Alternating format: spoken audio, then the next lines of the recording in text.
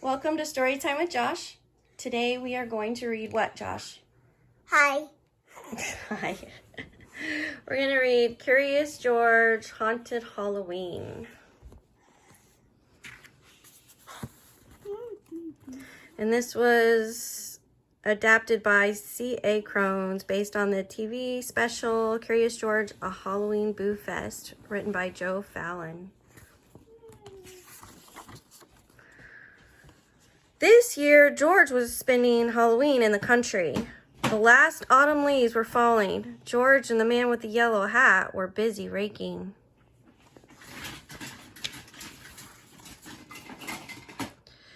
Mrs. Ranskins rode by on her bicycle. "Halloween's here! Hang on to your hats!" she shouted. "Happy Halloween, Mrs. Rankins," said the man. George was curious. Why would he need to hang on to his hat?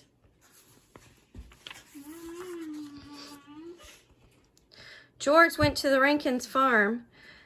There were so many pumpkins. His friends Allie and Bill were there too. "Hang on to your hats," said Bill. George and Allie were confused. Why was everyone saying that? "Haven't you heard of the legend of No Noggin?" Bill asked. They hadn't. Then Bill told them the spooky story. A long time ago, there was a scarecrow perched on an old lonesome tree. It had a big pumpkin for a head and a hat on top. But one Halloween, the pumpkin went missing. From then on, everybody called the scarecrow No Noggin because it had no head. Mom? No Noggin was angry. What good was a hat without a head? That's why every Halloween night, No Noggin shows up and kicks people's hats off. George was spooked. A headless scarecrow ghost? "Don't worry," said Bill. "Just make sure you hang on to your hat on Halloween." Mom? George went home with his pumpkin. He wanted to see his friend and find out more about No Noggin. "It's just a legend, George," said the man. "A tall tale, a ghost story. It's not real." But George wasn't sure.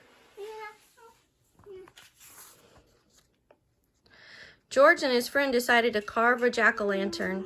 George tries to get his mind off ghosts, but he needed to know if No Noggin was real. The next night was Halloween. George and Allie were hiding near Old Lonesome Tree. They were going to catch No Noggin on camera. Suddenly, they saw a shadow. Could it be No Noggin? George took a photo. But it was only Bill in his wizard costume. Then George and Allie had an idea. Bill could help catch No Noggin with his wizard hat. Bill stood near Old Lonesome Tree. He walked back and forth and waited for No Noggin to kick his hat. Suddenly, Bill's hat flew off his head. George and Allie chased the moving hat into a cave. Inside the cave, they found Bill's hat and Jumpy Squirrel and lots of other hats, all filled with acorns. There was no headless scarecrow. It had been Jumpy all along. Jumpy and his squirrel friends had taken the hats to collect acorns. George and his friends had solved the mystery, and they even had proof to show everyone the truth behind the legend of No Noggin. Well, maybe after Halloween.